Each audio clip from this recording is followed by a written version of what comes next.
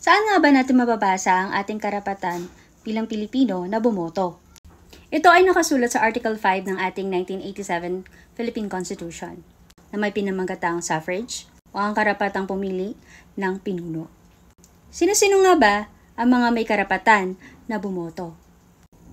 Ayon sa Section 1 ng Article 5, maaaring bumoto ang lahat ng mamamayang Pilipino na hindi diskwalipikado sa batas, na 18 taong gulang pataas, at nakatira sa Pilipinas nang hindi bababa sa 1 taon.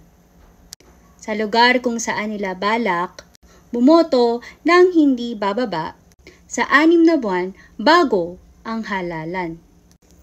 Tandaan, hindi dapat hingin ang anumang kakayahan sa pagbasa at pagsulat, pag-aari ng ari-arian, o ano pa mang iba pang kahingian upang makaboto. Kaya tandaan natin na hindi hadlang ang pagkakaroon ng kapansanan upang hindi makaboto. At para naman sa mga Pinoy na nasa abroad, ang ating mga OFW, meron tayong tinatawag na absentee voting. So kung nagustuhan nyo ang video na to, huwag nyo kalimutang i-click ang subscribe button. Ako po ang inyong Little Señorita. Bye-bye!